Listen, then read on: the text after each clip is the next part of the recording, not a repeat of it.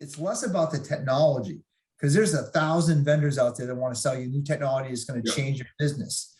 All that technology may be great, but it may not work for your customers, right? You have to find where your customers are, the needs of Charles's clients, where he's located, how he's serving them may be different than downtown Boston, right? So you got to look at where you're at, how you do that. So understanding that. So I focus on this is I think it's really about more the adoption. How do we get people to use the technology that we're implementing, both on our staff, both in our patient experience, our patient world as well.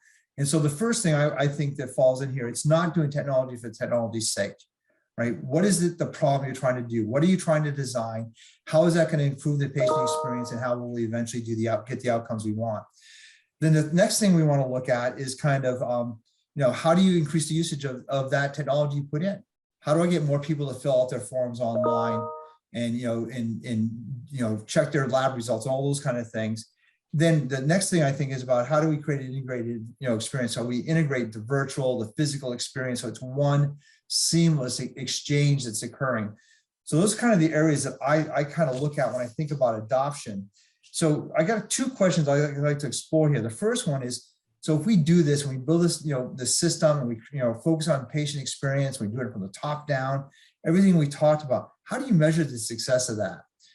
So Charles, you're probably being paid. You told me you've been a CIO for 12 years. So obviously you're doing some things right. You're being paid to do this. How do you measure the success of the stuff that you're doing? Well, there's always the qualitative approach where you can pay attention to your surveys and all of that type of stuff. But us personally, Shasta Community Health Center, it's all about outcomes. Okay. We are on the hook from our managed care plan. We have a COES model here in Shasta County. So we have the luxury of just having a single Medi-Cal managed care plan.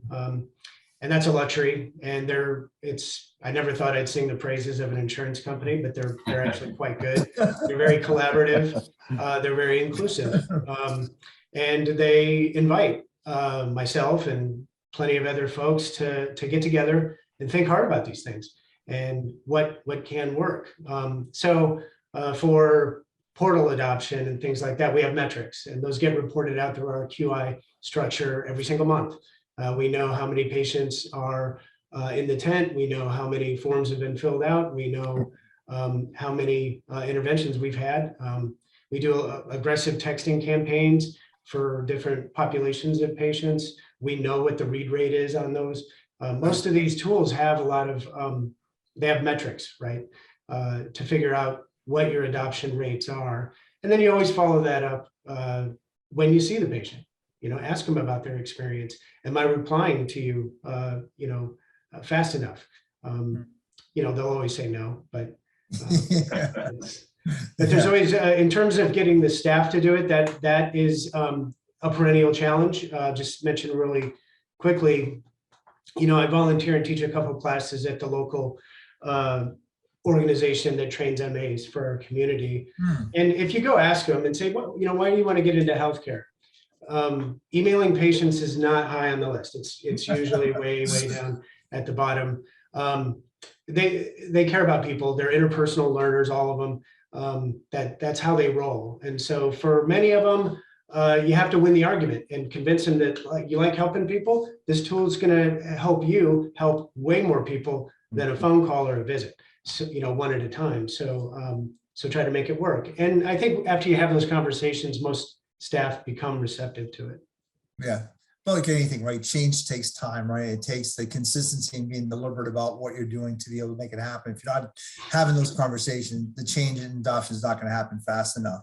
While you were talking, Charles, it made me think of a very interesting question. We spent a lot of time talking about the patient experience. I guess my question is, does the necessarily improving the patient experience improve patient outcomes? Is there a direct one-for-one correlation?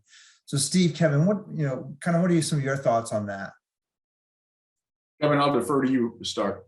Yeah, well, I mean, I lived that myself. I actually had a horrible situation that due to the experience that I received in the healthcare organization, I recovered very well and recovered very quickly and very strong. That's not to say that all outcomes are going to be like mine. That, you know, we strive to have them like that, but we can't.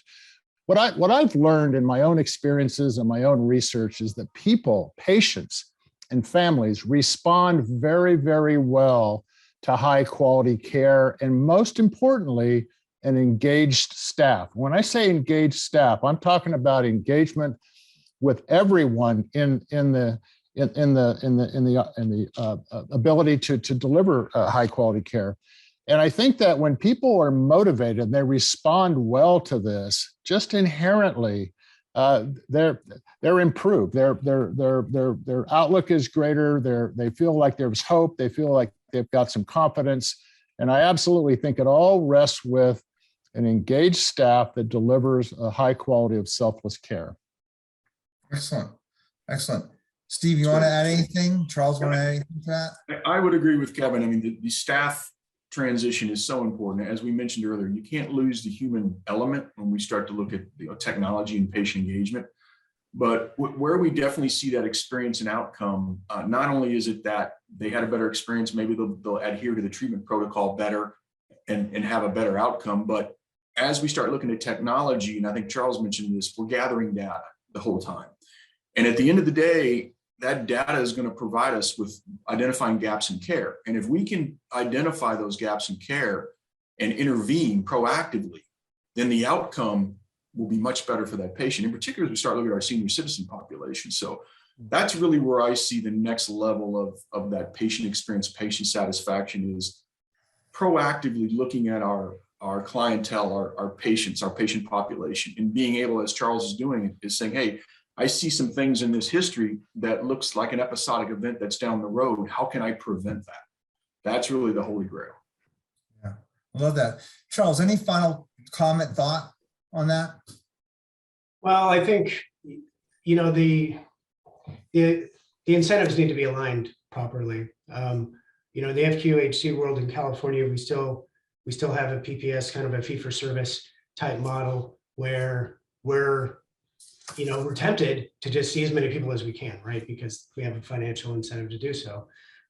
Where I work, we are preparing for alternative payment methodologies, which are a huge game changer for primary care and even specialty care, where, you know, you really need to maximize your resources, and you got to treat the exam room like the holy of holies, and the only people that walk into that room absolutely need to walk into that room.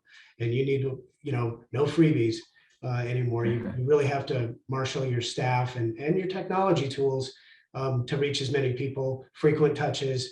Not everything has to go through the provider. You know, you just have to hire competent people, have good standard operating procedures, and really empower staff to help patients without having to ask for permission to do so. Yeah, and I love that. It's really about empowering our patients to, you know, I think what someone was saying before, to take ownership of their own health, you know, outcomes at the end of the day.